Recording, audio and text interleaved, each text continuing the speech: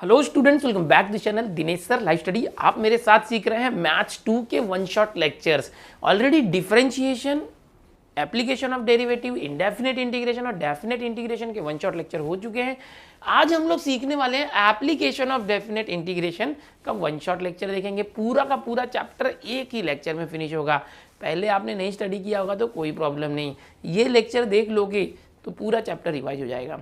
सबसे पहली बात कि 2021 के बच्चों के लिए क्या इस चैप्टर से कोई कंसेप्ट डिलीट है? बिल्कुल नहीं। जैसे पिछले चैप्टर्स में कुछ टॉपिक डिलीट हुए तो वो मैंने बताया था, इसके अंदर कोई भी टॉपिक डिलीट नहीं है। तो आओ चलो शुरू करते हैं चैप्टर को। ये जो चैप्टर है इसकी बात करेंगे बेटा, application of definite integrals, chapter number 5 है। और इस वन शॉट लेक्चर में आपको सबसे पहले तो बता दूं कि इस चैप्टर के अंदर ओनली वन एक्सरसाइज है, एक्सरसाइज 5.1। सिर्फ एक ही एक्सरसाइज है। ओके, अब बहुत से बच्चे ना इसको ऑप्शन में भी छोड़ देते हैं, लेकिन मैं तो बोलूँगा ऐसा बिल्कुल मत करो, क्योंकि ये जो चैप्टर है ये अपने आप में 4 मार्क का वेटेज रखता है। यहाँ देखोगे एप्लीकेशन ऑफ डेफिनेट इंटीग्रल्स, ये जो है डेफिनेट इंटीग्रेशन का जो एप्लीकेशन है 4 मार्क का क्वेश्चन आएगा।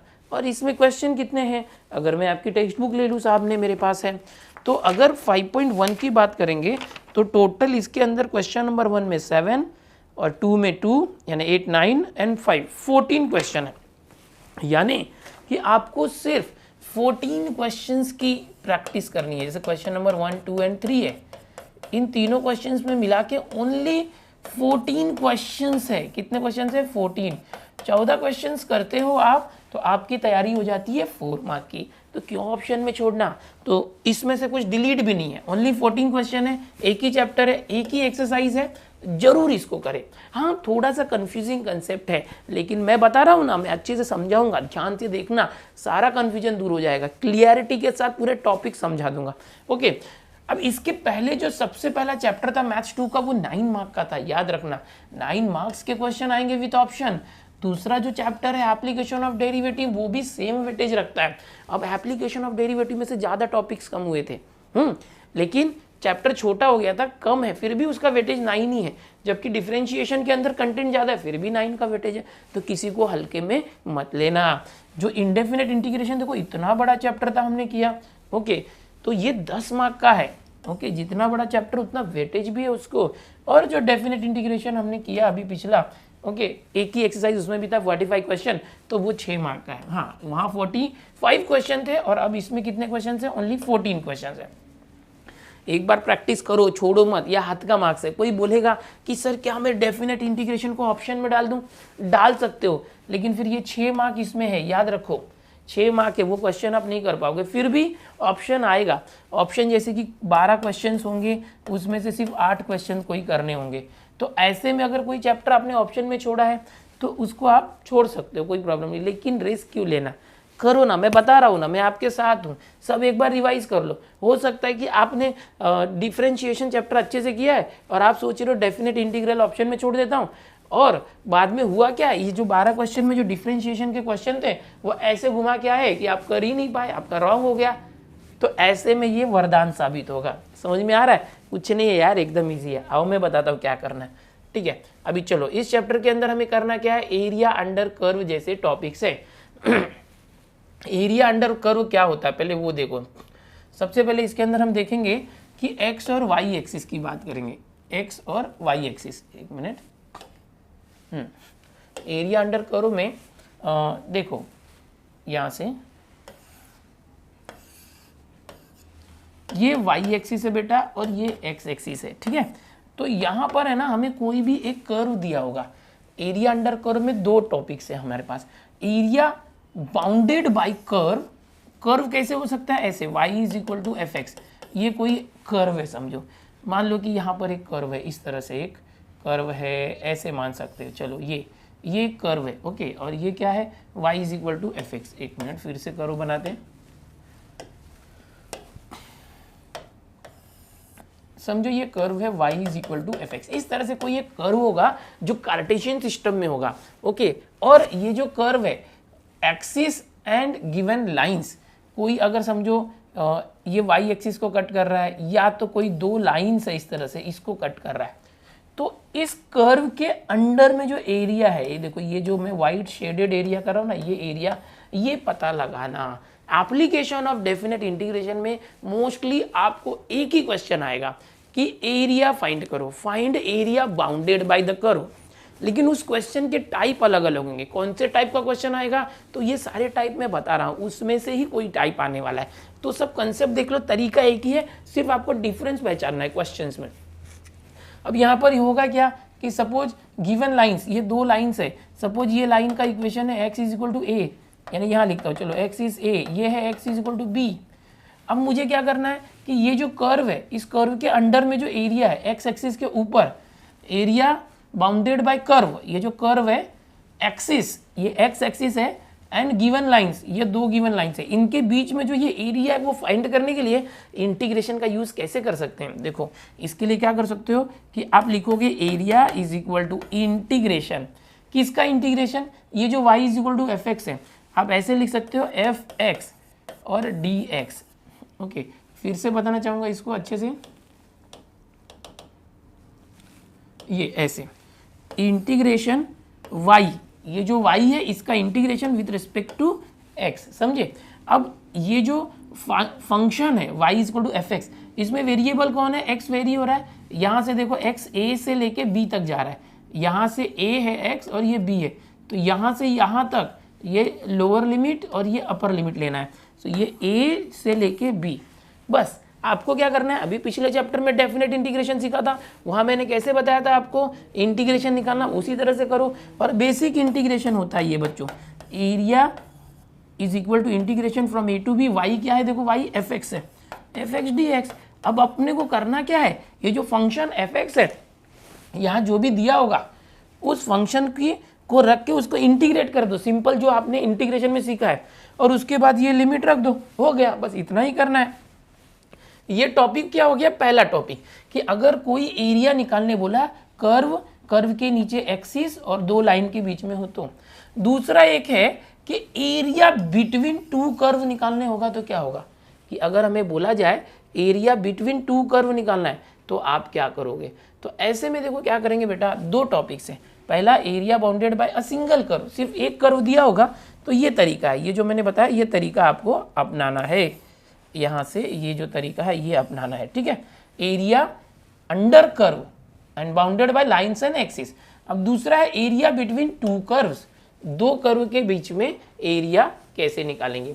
अच्छा, जो मैंने अभी बताया वो मैं यहाँ पर मैंने पहले ही बता दिया, यहाँ हेडिंग मैंने लिखा है y is equal to f x x. अच्छा, इसके अंदर भी दो टाइप है जो मैंने बताया, फिर से देखो बताना चाहूँगा कि जो कर्व है वो फिक्स नहीं है कि ये जो x एक्सिस समझो x y, फिर से देख लो वही चीज़। अब दो तरीके से बताऊंगा, अभी मैंने जो बताया था कर्व यहाँ पर है, हो सकता है कर्व जो है ये y is equal to f x है, मतलब हो सकता है कि y इज इक्वल टू ना हो के x इज इक्वल टू, मतलब क्या, दूसरा तरीका ऐसा कि area a bounded by the curve x is equal to g y. Comparatively बताऊंगा आपको कि समझो ये x है और ये y है। अब यहाँ पर कर्व इस तरह से समझो, और ये क्या है, x is equal to g y, दोनों में फर्क समझ में आ रहा है आपको। यहाँ पर क्या है, y is equal to f x है, y is equal to f x है, मतलब ये जो x है वो वेरिएबल, इक्वल के उस साइड क्या है, x वेरिएबल है, और यहाँ पर x is equal to g y है, यानी जो y वेरिएबल है। यहाँ पर देखो दोनों को कंपेरेटिवली बता रहा हूँ, यहाँ पर क्या है, x axis and bounded between lines x is equal to a and x equal to b. समझो यहाँ पर एक x is equal to a एक लाइन है, x is equal to a, ऐसे करना चाहिए था साथ में, फिर ये दूसरी लाइन है x is equal to b. तो इन कर्व और इन दोनों लाइन के बीच में बाउंडेड है, तो कैसे करेंगे, यहाँ से देखो इस तरह से, ये जो दिख रहा है येलो में, ये एरिया हमें फाइंड करना है। तो इसका फॉर्मूला, अच्छा रुको, अभी फॉर्मूला के पहले देखो दोनों दो कंसेप्ट बता रहा हूँ एक साथ में। अब यही कर्व समझो x इज इक्वल टू, वहाँ y इज इक्वल टू था, यहाँ x is equal to g y है, मतलब y वेरिएबल है। अब हमें ना एक लाइन ऐसी है, एक लाइन ऐसी है, ध्यान से देखना, ये जो लाइन है ये y इज इक्वल टू, समझो ये y is equal to a है, और यहाँ पर मैंने c और d लिया है ना, c और d लेते, चलो ये y is equal to c और y is equal to d है। तो यहाँ पर इस कर्व के अंडर में ये एक्सिस और इस लाइन के बीच का एरिया ये होगा, दिख रहा है ये येलोइश पार्ट, समझ में आ रहा है। तो हमें कौन सा एरिया फाइंड करना है, कर्व के अंडर में ये जो फंक्शन है उसके हिसाब से देखना है। X is equal to g y है, मतलब ये वाई वेरी हो रहा है, और यहाँ पे क्या था कि y is equal to f x है, राइट साइड में x है, मतलब x वेरी हो रहा है। तो एरिया फाइंड करने का तरीका मैंने क्या बताया, इंटीग्रेशन कर दो, ये x a से लेके b तक है वो लिख दो, और यहाँ पर जो y is equal to f x है, यानी मैं एफ एक्स लिख देता हूँ डायरेक्ट, और dx, बस ये फॉर्मूला है बेटा। अब इसी चीज़ को मैं 2 बार बता चुका हूँ, लेकिन अगर ये कर्व उल्टा रहे तो अब यही फॉर्मूला कैसे बन जाएगा, देखो यही फॉर्मूला, ये ऐसे हो जाएगा, area is equal to integration, ये जो एफ एक्स था अब ये जी वाई आ गया, जी वाई और with respect to y, okay. और वाई की वैल्यू कहाँ से कहाँ चेंज हो रही है, वाई की वैल्यू सी से लेके डी तक, बस सिंपल फॉर्मूला है। ये 2 डिफरेंस मैंने बताया, okay, with respect to y होगा या विथ रिस्पेक्ट टू एक्स होगा, तो कैसे करना है, कोई टेंशन लेने की जरूरत नहीं है, बेसिक कंसेप्ट है, ये 2 चीज याद रखो, सिर्फ इंटीग्रेशन लेना है, नहीं पहचानने आ रहा है कोई प्रॉब्लम नहीं, सिर्फ देखो, मैं भी सम सॉल्व कराऊंगा ना तो आपको अच्छे से आ जाएगा। अब देखो इसका जो दूसरा टॉपिक था कि एरिया बिटवीन 2 कर्व्स, कोई 2 कर्व है उसके बीच का एरिया कैसे फाइंड करें, जैसे कि area of shaded region bounded by curves y is equal to f x and y is equal to g x. अब हमारे पास 2 कर्व है बेटा, कितने कर्व हैं, 2 कर्व। सपोज मैं यहाँ पर इसी कंसेप्ट को यहाँ समझाने की कोशिश करता हूँ आपको, समझो बहुत आसान है, खाली यहाँ ग्राफ देख के डर मत जाना। यहाँ पर देखो x और y, x इसका कार्टेशियन सिस्टम है, समझो यहाँ पर एक कर्व है y is equal to f x, और समझो यहीं पर एक दूसरा कर्व है इस तरह से, ये क्या है, y is equal to g x. 2 curve है बेटा, एक y is equal to f x और एक y is equal to g x, और दोनों है ना, यहाँ पर एक लाइन है, समझो ये x is equal to a है, सपोज ये लाइन है, और ये दूसरी लाइन है, ये क्या है, x is equal to b, okay. यहाँ पर मैंने क्या लिया है, x को वेरिएबल लिया है। इन दिस हमें क्या फाइंड करने बोला गया है कि find the area between, find area of shaded region bounded by these curve, इन दोनों कर्व के बीच में जो, इन दोनों कर्व के बीच में जो रीजन है, जो बाउंडेड रीजन है उसको फाइंड करो, यानी दोनों के बीच में जो शेडेड रीजन में शेड कर रहा हूँ इसको फाइंड करना है। तो कैसे फाइंड करेंगे, तो इसका एक अलग फॉर्मूला है, सिर्फ पहले एक फॉर्मूला बताया विथ रिस्पेक्ट टू वाई और एक्स, ओके, वो 2 फॉर्मूले थे बट था एक ही, विथ रिस्पेक्ट टू एक्स और वाई चेंज होगा बस वो। यहाँ पर क्या हो जाता है बेटा, ध्यान से देखना, यहाँ पर आपको जो एरिया है वो निकालेंगे, तो देखो इस कर्व के अंडर में पहले जब पिछले फॉर्मूले से करोगे तो इस कर्व से लेके इस लाइन तक ये पूरा एरिया फाइंड होगा। क्या होगा, ये जो कर्व है इसके नीचे इस एक्सिस तक एरिया फाइंड होता है पिछले फॉर्मूले में। अगर ये दूसरा कर्व लेंगे तो उसमें क्या होगा, इस कर्व के नीचे यहाँ से यहाँ तक एरिया फाइंड होगा। तो हम लोग क्या करेंगे, इस पहले कर्व के एरिया में से इस दूसरे कर्व के एरिया को माइनस कर देंगे। नहीं समझे, देखो बताता हूँ, समझने की कोशिश करो। चलो फिर से, पिछले तरीके से अगर मैं एरिया फाइंड करता हूँ तो इस जो फॉर्मूला था उसमें जो इंटीग्रेशन का फॉर्मूला था, अगर मैं लेता हूँ इंटीग्रेशन किसका, ये समझो पहले ये जी एक्स है, ओके, इसको मैं उल्टा लिखता हूँ, 1 मिनट,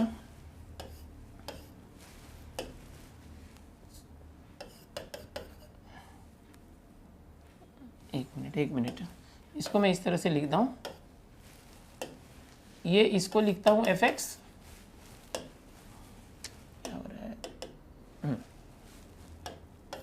ये एफ एक्स है, वाई इज इक्वल टू, और ये y is equal to g x है, समझो, ठीक है। सो ये वाला क्या लिया मैंने, y is equal to f x, कुछ भी ले सकते हो, समझो ये एफ एक्स है, वाई इज इक्वल टू। तो इस कर्व के नीचे का जो एरिया है वो कैसे फाइंड करोगे, इंटीग्रेशन एफ एक्स, फिर इसका जो लिमिट रहेगा, बराबर, तो वो एरिया इतना आ गया। अभी समझो ये दूसरा कर्व है, ये दूसरे कर्व को अगर मैं वाइट से दिखाता हूँ यहाँ पर, देखो देखो ये दूसरा कर्व है,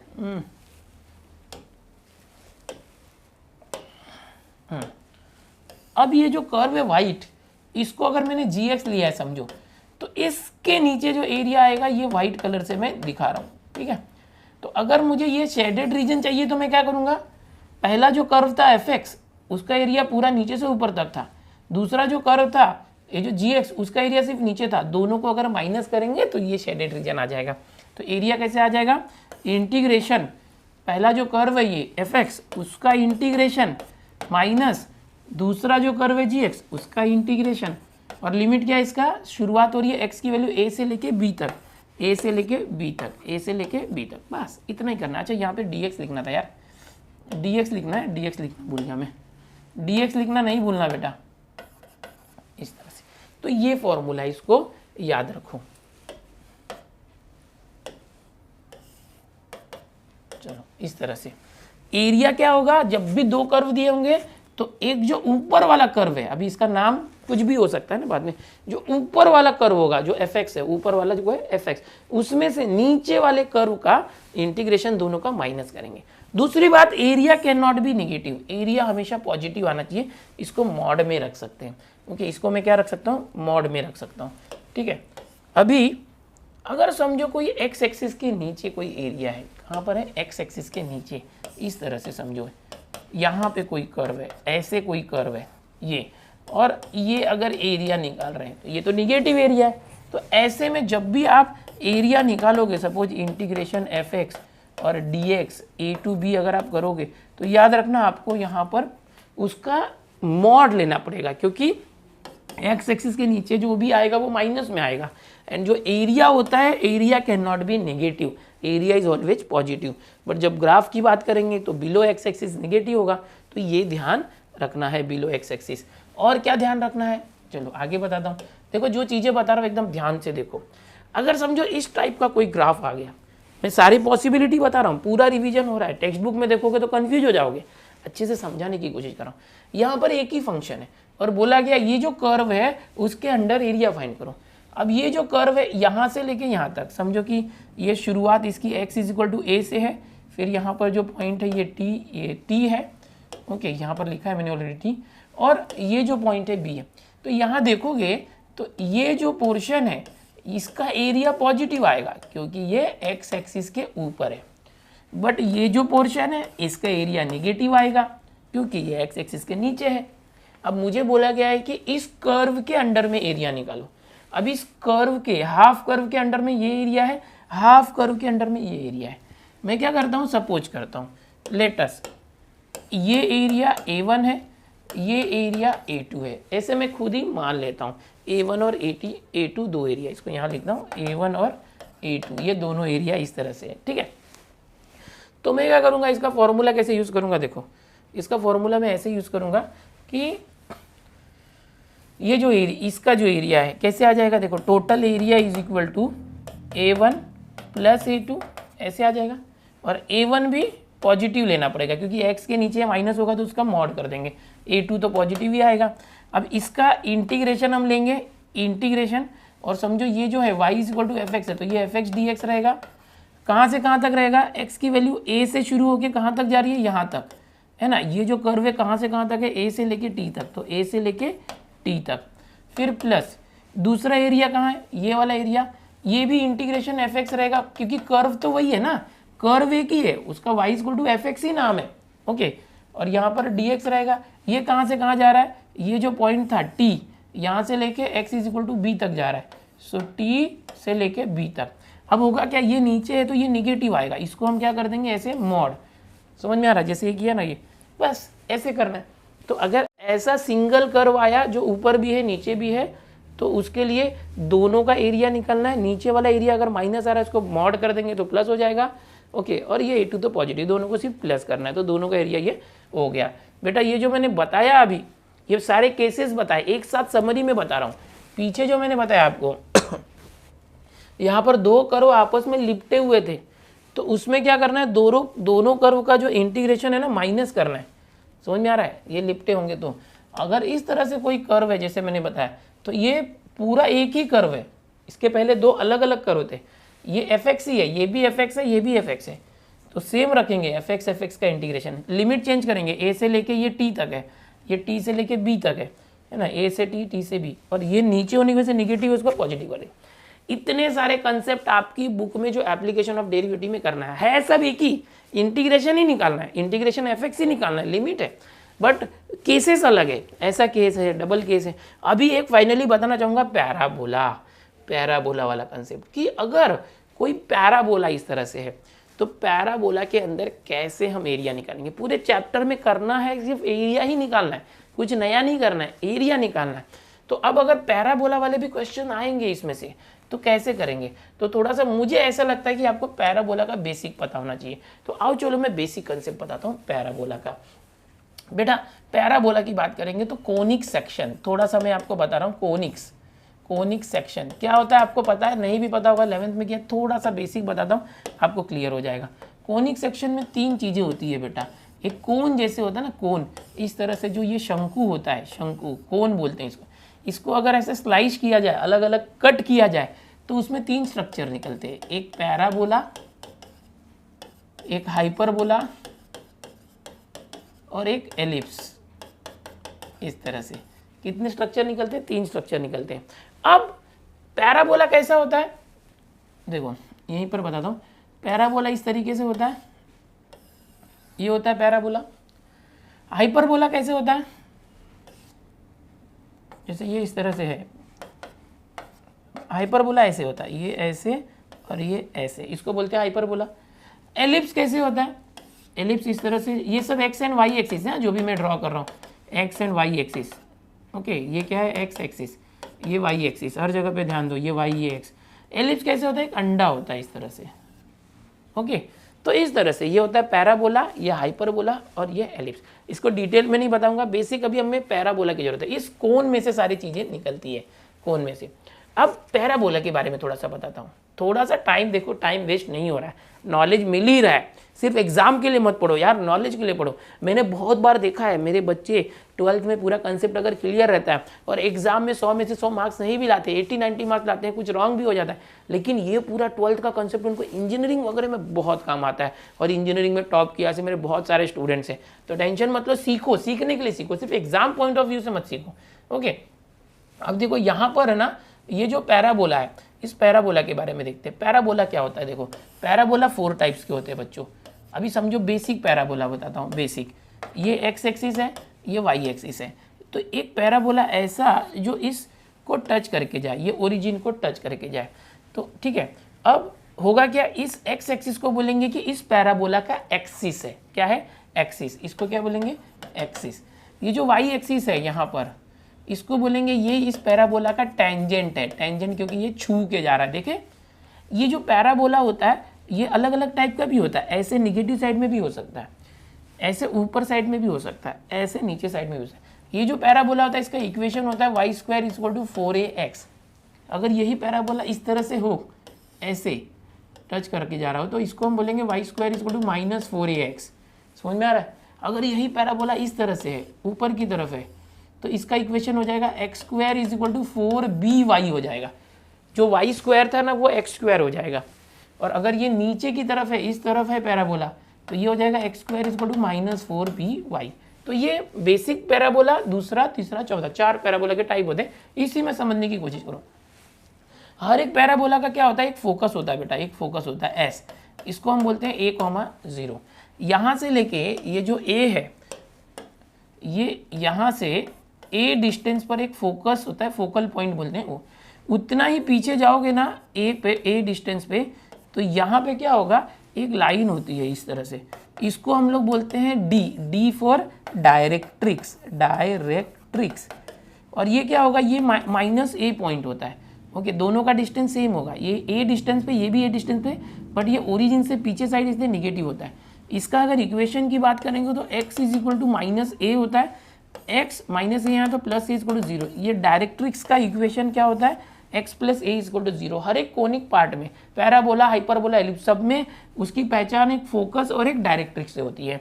अब ये जो पैराबोला होता है बेटा, इस पर अगर मैंने कोई पॉइंट ले लिया P, इस पॉइंट को अगर मैं इस फोकस से कनेक्ट करता हूँ और इस पॉइंट से अगर इस डायरेक्ट्रिक्स के ऊपर एक परपेंडिकुलर ड्रॉ करता हूँ इस तरीके से, सपोज ये पॉइंट M है, तो PM और PS इनका जो रेशियो होता है PM/PS, इसको बोलते हैं इसेंट्रिसिटी, इसेंट्रिसिटी। ओके ये जो होता है E फॉर इसेंट्रिसिटी। तो पैराबोला, हाइपरबोला, एलिप्स की पहचान इसेंट्रिसिटी से होती है। Eccentricity is what, ratio of distance of a point on parabola, ratio of distance of the point from directrix to the distance of point from the focus, इसको ऐसे बोलते हैं।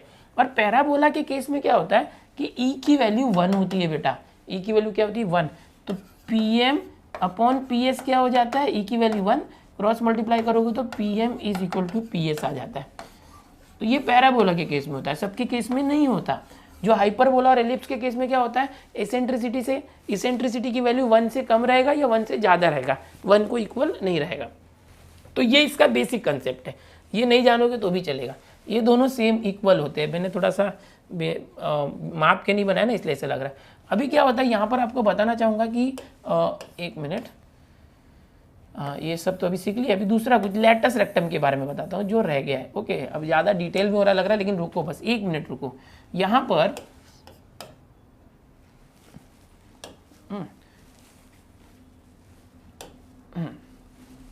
एक ना इस फोकस से अगर एक वर्टिकल लाइन ड्रॉ करते, परपेंडिकुलर लाइन, एक फोकस से वर्टिकल लाइन ड्रॉ करते हैं यहाँ पर परपेंडिकुलर, तो यहाँ पर ये जो आ गया ये एल पॉइंट है समझो, और ये क्या है, एल डैश है।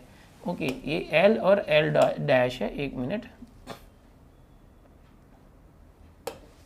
इसको मिटाता हूँ, एक्स्ट्रा हो गया ये।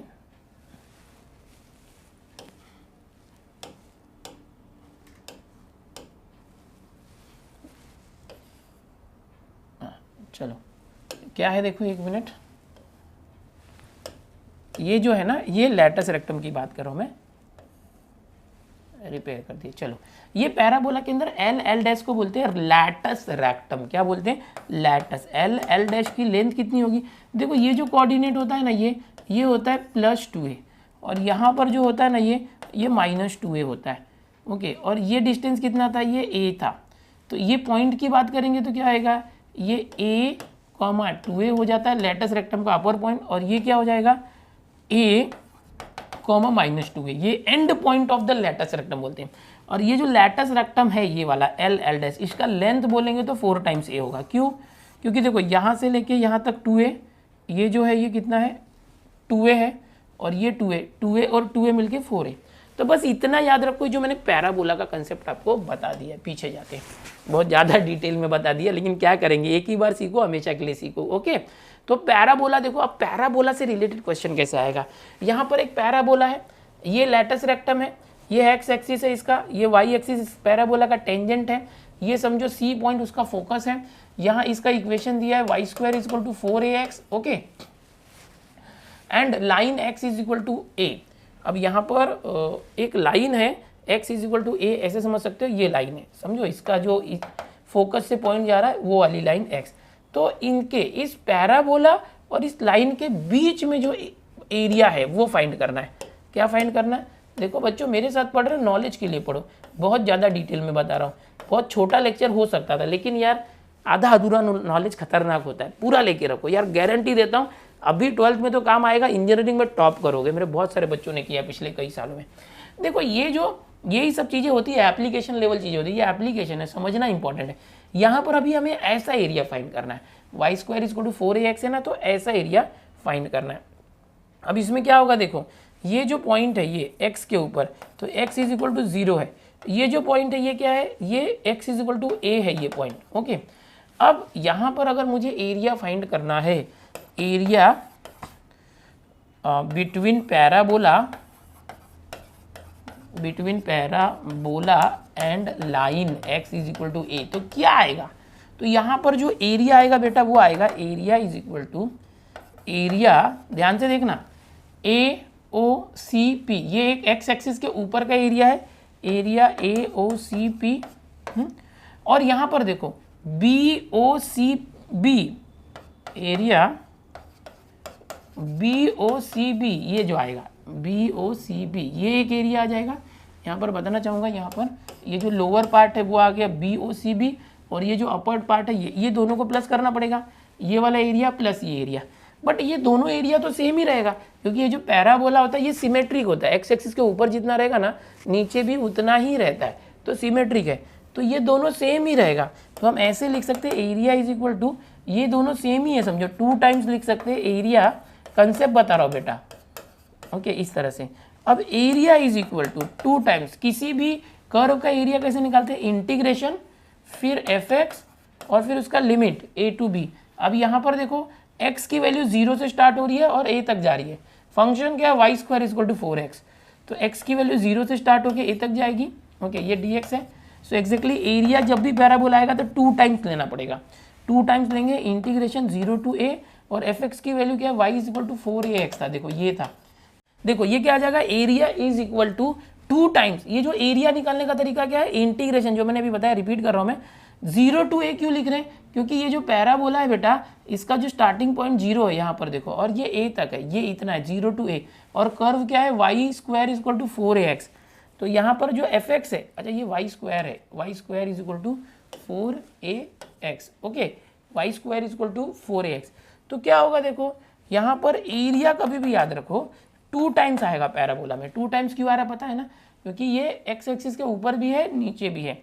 तो मैं क्या करूँगा, 2 टाइम्स इंटीग्रेशन 0 to a जो fx है। अब यहाँ पर fx के लिए मैं क्या करूँगा पता है, एक मिनट, हाँ, यहाँ पर ये जो fx है उसकी जगह पे मुझे y लेना चाहिए, y लेना चाहिए, एक मिनट, y इंटू डी, और ये y स्क्वायर होता है ना बेटा, तो ये स्क्वायर को उस तरफ लेके जाओगे, स्क्वायर रूट 4ax होगा, प्लस माइनस, तो जो प्लस वाला पार्ट है वो ले लो, y की जगह पे रूट 4ax लेना dx।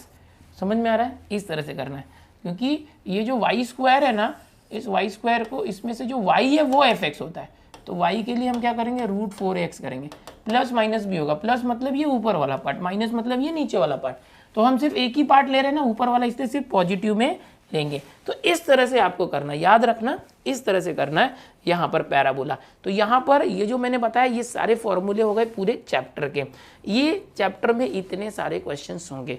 अब आओ चलो, ये जितने भी मैंने टाइप सिखाए, हर एक टाइप के ऊपर एक एक एग्जाम्पल सॉल्व करके देते हैं।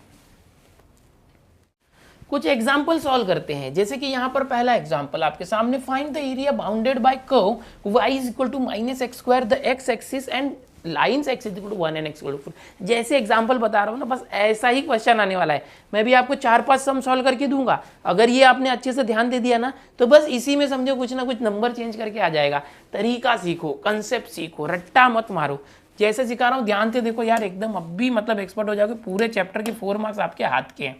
देखो कैसे करेंगे, y is equal to minus x square. समझो मुझे ग्राफ बनाने नहीं आ रहा है, कोई इशू नहीं, कोई जरूरत नहीं है, आपको हमेशा एरिया निकालने बोला जाएगा। फाइंड द एरिया, हर एक क्वेश्चन में एक ही लिखा रहेगा, फाइंड द एरिया। तो आप ऐसे लिखोगे, एरिया इज इक्वल टू, क्या सिखाया मैंने आपको, इंटीग्रेशन करोगे। इंटीग्रेशन किसका, ये जो y है वो with respect to x। Okay, अब यहाँ पर इक्वल के इस साइड कौन है, x वेरिएबल है। x की वैल्यू कहाँ से कहाँ चेंज हो रही है, 1 से लेके 4 तक। तो यहाँ पर जो ये x की वैल्यू 1 से लेके 4 तक चेंज हो रही है।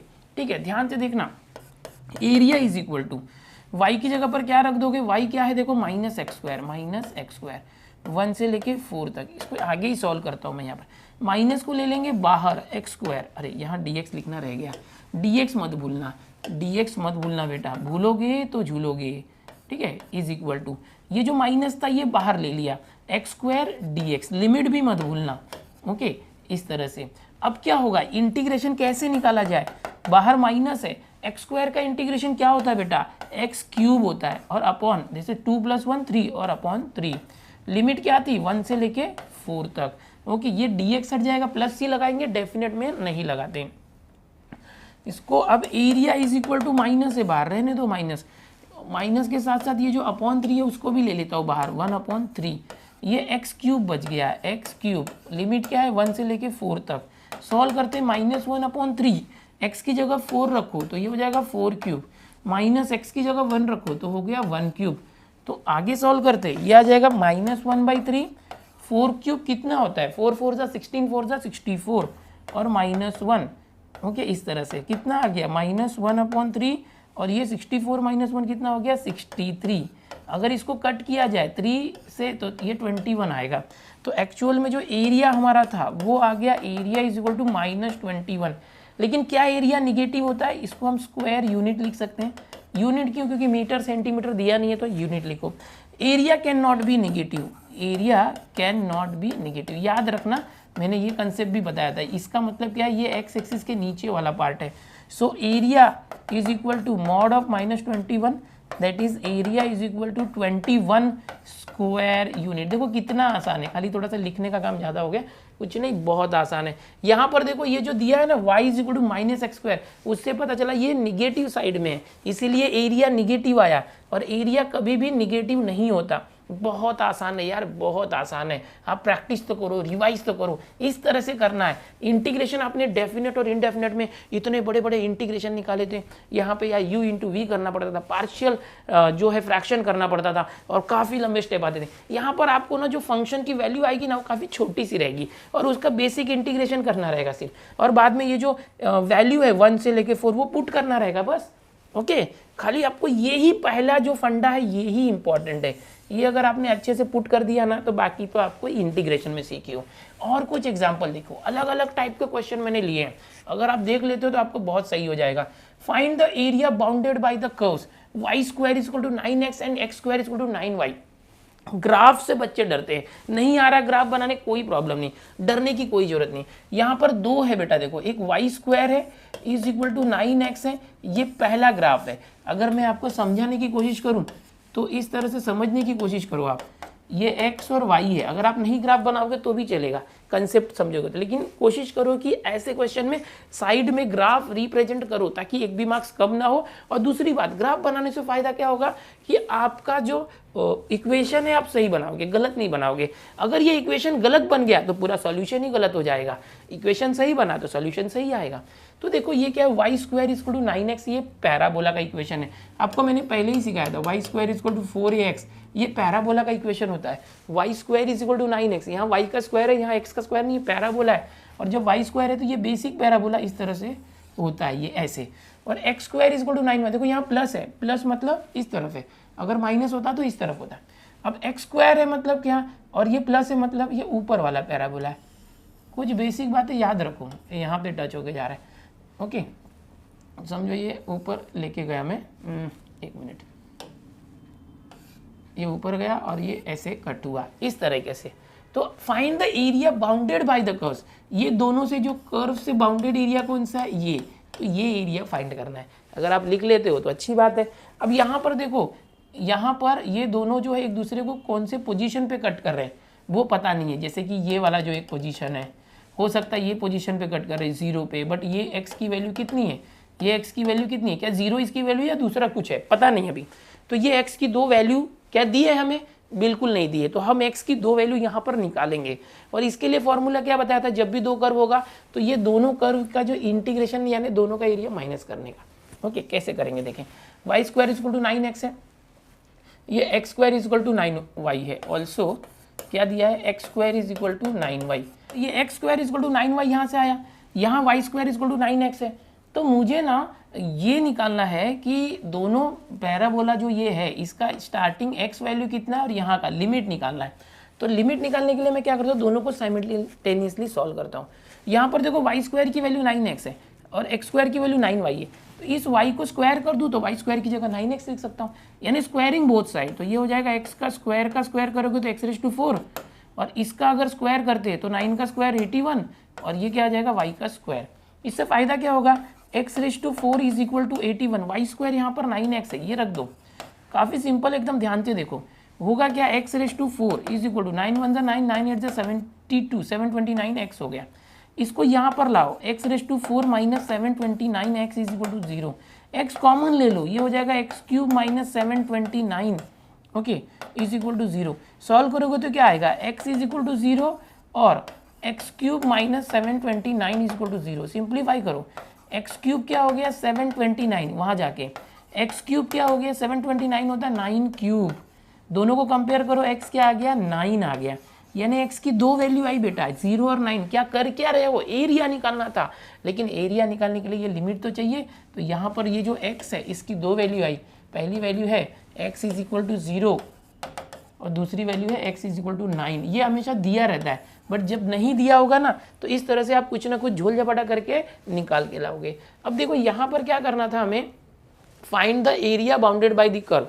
अब इसका फॉर्मूला मैंने आपको बताया था, area bounded by the curve, area bounded by curves, to curves, कोई भी दो कर्व होगा तो हम क्या करते हैं, जो टोटल एरिया है क्या आएगा, इंटीग्रेशन दो बार होगा बीच में माइनस, इंटीग्रेशन में पहला फंक्शन, पहला क्या है देखो, ये Y square equal to 9x है, इसको अगर हम ऐसे करते हैं, y की वैल्यू सिर्फ चाहिए, हाँ वाई स्क्वायर नहीं, वाई स्क्वायर इस तरफ आएगा तो √9x प्लस माइनस दोनों होता है या प्लस वाला ही लेना। सो y इज इक्वल टू क्या हो जाएगा √9 3x, तो ये y की वैल्यू आई। तो ये जो y की वैल्यू है पॉजिटिव वैल्यू यहाँ पर रख दो, क्योंकि एरिया पॉजिटिव होता है इसलिए पॉजिटिव ही लेना। और विद रिस्पेक्ट टू dx, ये पहले के लिए। और इसका जो लिमिट है क्या है, हमेशा 0 से 9, दोनों के लिए 0 से 9 है। दोनों इंटीग्रेशन की लिमिट जो हम लेंगे 0 से 9, 0 से 9। याद रखना दोनों में y इज इक्वल टू लेना है। y इज इक्वल टू यहाँ पर निकाला, ये जो y स्क्वायर दिया था यहाँ पर y स्क्वायर 9x था, तो यहाँ से y इज इक्वल टू निकाला 3x। और 1 minute, 3x y is equal to √9x, 9 का स्क्वायर रूट 3, x का रूट x होगा, गलती से मैंने ये लिख दिया। क्या होगा 9 का स्क्वायर रूट 3 और x का रूट 3x, हाँ √3 होगा। क्या हो गया 1 मिनट, 3 यहाँ पर √x होगा। चलो अब देखो यहाँ भी है, देखो x square is equal to 9y, यहाँ से भी हम क्या करेंगे y की वैल्यू निकालेंगे। 9 इस तरफ आए तो एक्स स्क्वायर अपॉन 9, क्योंकि हम y को एज अ फंक्शन मान रहे हैं। ओके, वेरिएबल x है, तो यहाँ पर जो y है वो क्या आ गया एक्स स्क्वायर अपॉन 9 dx। देखो यही है ना, एक्स y क्या है एक्स स्क्वायर अपॉन 9, यहाँ y क्या है 3√x। अब सॉल्व किया जाए, आंसर आ जाएगा। बस इतना ही करना था, ये बनाना इंपॉर्टेंट था। तो ये सब क्यों किए, ये सब क्यों मगजमारी किए भाई, x का लिमिट तो निकालना पड़ेगा ना, कहाँ से कहाँ तक है। तो इस क्वेश्चन में है, तो अगर 3 मार्क का या 4 मार्क का क्वेश्चन आता है तो ध्यान रखो, स्टेप बाय स्टेप करो। चलो फटाफट एरिया निकालना है, इंटीग्रेशन करना है। 3 बाहर आ जाएगा, √x। देखो ये √x मतलब क्या है, x⁻½ है। √x मतलब क्या, अगर लिखना है तो आप लिख सकते हो x⁻½ है, इस तरह से 0 to 9। यहाँ पर क्या कर सकते हो, -1/9 को बाहर ले सकते हो, ये है x square dx 0 to 9। Integration निकालो इसका, a इज इक्वल टू, ये 3 है। अब देखो ये √x जो 3 बाहर दे लिया, x का √x है, इसका इंटीग्रेशन क्या होगा x⁻½ + 1 3/2, और यही चीज़ अपॉन में आ जाती है, ठीक है 3/2। और क्या आएगा 0 से लेके 9, अच्छे से इंटीग्रेशन निकालो। ये 1/9 है, ये क्या है एक्स स्क्वायर, तो ये इसका इंटीग्रेशन क्या होगा x⁻³ इस तरह से, ठीक है। और लिमिट क्या है 0 से लेके 9। ओके, तो ये हो गया। अभी यहाँ पर क्या होगा, देखो एरिया इज इक्वल टू, ये 3 से 3 कैंसिल आ जाएगा, 2 आ जाएगा ऊपर। ओके, और यहाँ पर क्या बच गया x⁻³ और ⁻⁹। यहाँ पर ये 3 यहाँ आ गया तो 1/9 3 = 27, और ये क्या आ गया देखो x³ और 9, और ये 0। अच्छा यहाँ 0 भी है, ये पावर नहीं है, ये लिमिट है। Area is equal to 2 × x की जगह एक बार 9 रखो, 9⁻³ माइनस 0 रखो, 0⁻³ माइनस। अब यहाँ पर ये 1/27 है, x की जगह एक बार 9 रखो, 9³ एक बार 0 रखो, 0³। एरिया इज इक्वल टू, ध्यान से देखना 2, ये क्या, ये हट जाएगा, ये क्या हो जाएगा 9 है, 9 का स्क्वायर रूट निकाल सकते हैं। 1/2 मतलब स्क्वायर रूट, फिर उसका क्यूब, इसका मतलब ये होगा, या तो क्यूब करके स्क्वायर रूट निकालो। -1/27, ये क्या हो जाएगा 9³ 729 होगा, और ये 0³ हट जाएगा।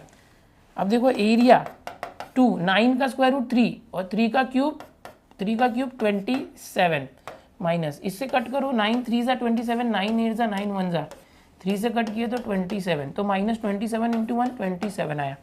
सो एरिया 2 × 27 यानी 54 - 27, तो एग्जैक्टली क्या है 27 स्क्वायर यूनिट। ये आ गया हमारा रिक्वायर्ड एरिया। इस तरह से कोई भी अगर 2 कर्व है उसके बीच का अगर निकालना है, दोनों कर्व का इक्वेशन हमें दिया हुआ है इस तरह से, तो उसके बीच का शेडेड रीजन निकालने के लिए दोनों कर्व का जो इंटीग्रेशन होता है वो निकाल के माइनस कर दो। ये लिमिट दिया होगा तो अच्छी बात है, यहाँ हमें ये लिमिट नहीं दी थी ग्राफ के अंदर 0 से 9, तो हमने इन्हीं दोनों इक्वेशन जो दिए हुए इक्वेशन थे इसको साइमल्टेनियसली सॉल्व करके x की 2 वैल्यू निकाली। एक बात याद रखना है, यहाँ पर y² = 9x है, तो इस y² 9x को क्या करेंगे, y की वैल्यू ले लेंगे 3√x, और ये x² = 9y, यहाँ से भी y की वैल्यू ही निकालना, दोनों में विथ रिस्पेक्ट टू x ही होना चाहिए, जैसे dx यानी dx ही होना चाहिए। ऐसा नहीं कि यहाँ पर y = लिख रहे हैं, यहाँ x = लिख रहे हैं। समझ गए? तो ये 2 क्वेश्चन हो गए। चलो आगे के क्वेश्चन देखते हैं। अब ये देखो, find the area bounded by following curve axis and given lines. ये भी काफ़ी आसान है। देखो y = x², इसको देख के ही लग रहा है पैराबोला है, और ये लिमिट दिया हुआ है, तो कोई ग्राफ नहीं बनाओगे तो भी चलेगा। एरिया डायरेक्ट कर सकते हो, एरिया इज, देखो x क्या है 1 से लेके 3 तक है, और y और dx डायरेक्ट कर दो, एकदम सिंपल है एकदम। y की जगह पर क्या ले लेंगे, y is equal to x square और ये dx और ये 1 से लेके 3। चलो यहीं सॉल्व करते हैं। एक्स स्क्वायर का इंटीग्रेशन अगर ले लेते हो तो हो जाएगा 2 + 1 यानी 3/3 और ये क्या हो गया 1 से लेके 3। सिंप्लीफाई किया जाए, एरिया इज इक्वल टू 1/3 बाहर आ जाएगा बेटा और ये एक्स क्यूब और ये 1 से लेके 3 इसकी लिमिट है ये। Area is equal to 1/3 x की जगह 3 रखो 3 क्यूब माइनस एक्स की जगह 1 रखो 1 cube. Area is equal to 1/3 3 cube क्या होता है 3 3 9 3 27 माइनस 1 क्यूब 1 होता है 1 क्यूब 1। ये क्या आ जाएगा 1/3 इंटू 27 माइनस 1 26। सो कितना आ गया 26/3 स्क्वायर यूनिट। देखो कितना आसान था, क्या लग रहा है हार्ड लग रहा है क्या, बड़ा आसान था। देखो ये वाला क्या किया मैंने, कोई ग्राफ बनाया नहीं, यहाँ पर जो कर्व दिया था उसका इंटीग्रेशन लिया और ये y था विद रेस्पेक्ट टू x था। Okay x square right side में देखने का x, तो x वेरिएबल है तो x की वैल्यू 1 से लेके 3 तक है ये, ठीक है। तो ये लिमिट हो गया 1 से लेके 3, y मतलब एक्स स्क्वायर, y की जगह एक्स स्क्वायर डी है, बस इंटीग्रेशन ले लो हो गया, एरिया आ गया। इतना ही करना है। अब इसके अंदर और एक क्वेश्चन मैंने लिया है, find the area bounded by following curve. Okay अब ये पहला था, ये सेम है दूसरा जो क्वेश्चन है यहाँ पर y is equal to sine x, x is equal to -90, x equal to 90। यहाँ पर ये इसका ग्राफ आपको बनाना पड़ेगा समझने के लिए। ओके कैसे, देखो यहाँ पर साइन ग्राफ, देखो ध्यान से देखना, ये साइन ग्राफ किस तरह से होता है। देखो यहाँ पर x की वैल्यू, ये जो x एक्सिस है यहाँ पर देखोगे तो -90 से +90, अगर ये 0 लेते हो और यहाँ पर लेते हो +90, ओके x की वैल्यू +90, तो -90 बिल्कुल उतना ही पीछे होगा -90, है ना। 0 से जितना दूर +90 उतना ही पीछे -90 होगा। अब ये y equal to sine x मतलब साइन ग्राफ होता है।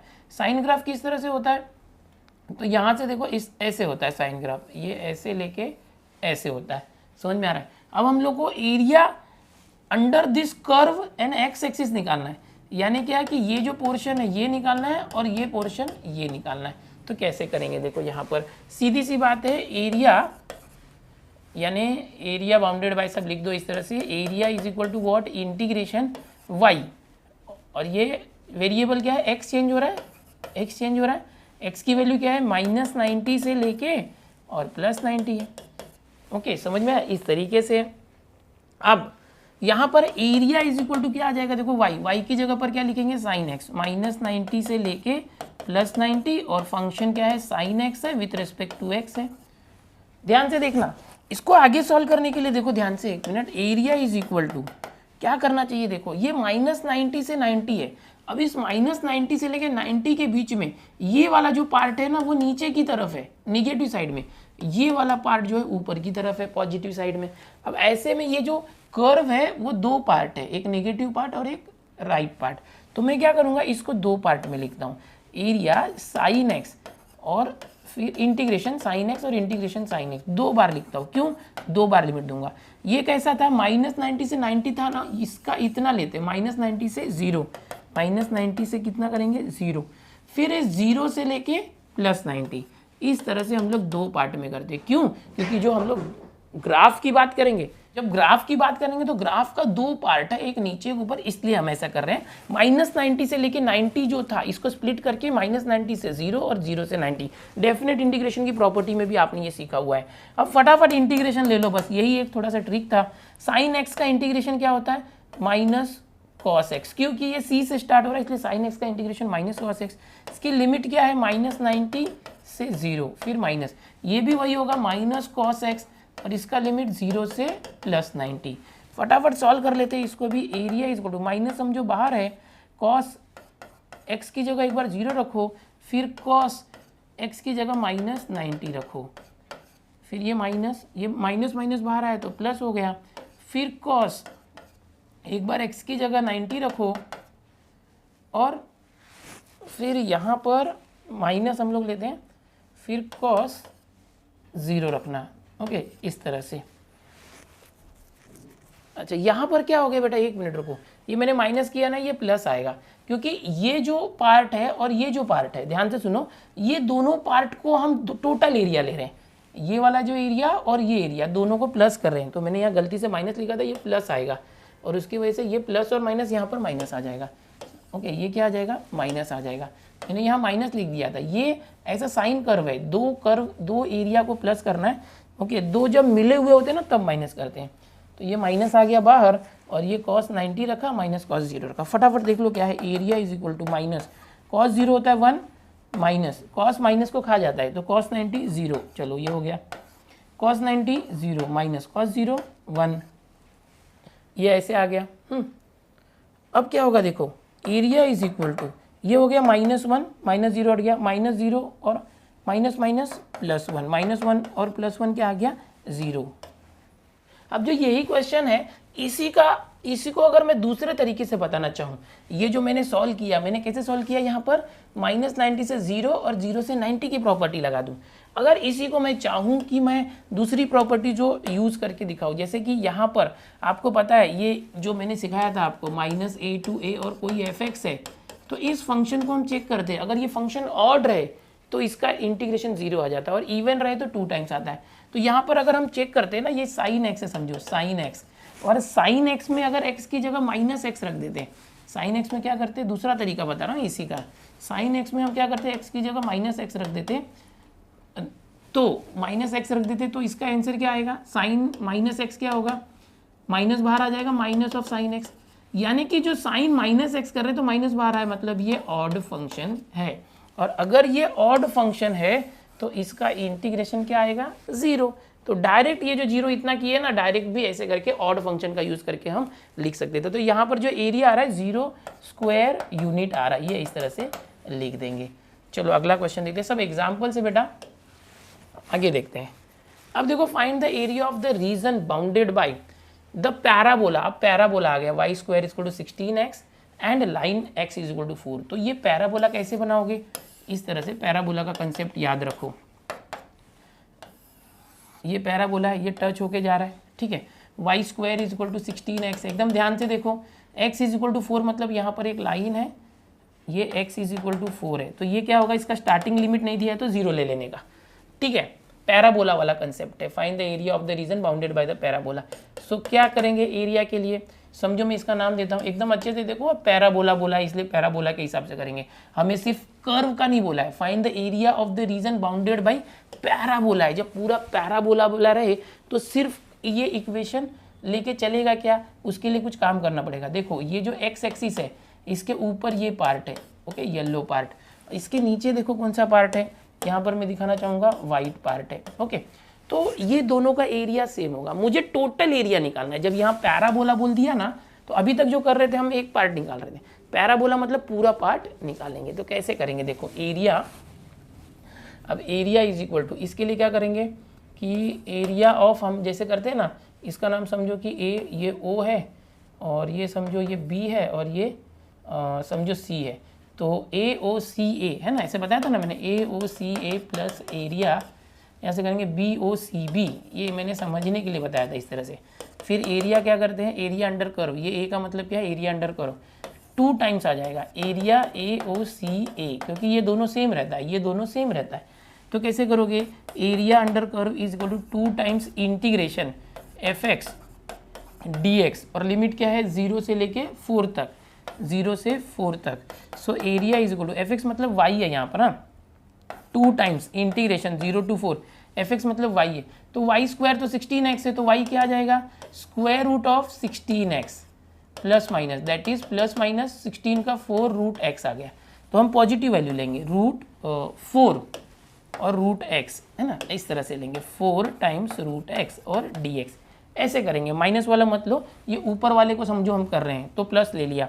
So area is equal to 4 बाहर आ गया, 2 4 जा 8, रूट एक्स एग्जैक्टली क्या होगा, ये रूट एक्स की बात करेंगे तो रूट एक्स होगा x raise to half integration x raise to half d x, okay. Limit क्या है 0 से लेके 4, ये याद रखना।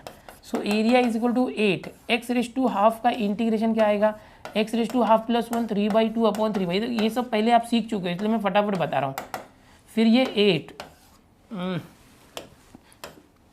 8 के बाद क्या, ये 3/2 को बाहर ले लो, तो ये बाहर आएगा ना, तो इसके नीचे 3/2 मतलब 2/3 हो गया, इस तरह से है ना, ये 3/2 है तो 2/3 हो गया। 1/3/2 2/3 हो गया। अभी ये x⁻³ है और ये क्या है 0 to 4 है। ये इसको सॉल्व करते simplify. Area is equal to क्या है, देखो 8 2 16/3। अब x की जगह 4 रखो, 4⁻³ माइनस 0⁻³ फटफट कर रहा हूँ मैं। Area is equal to 16/3। देखो ये 4 का क्यूब और फिर उसका स्क्वायर रूट है।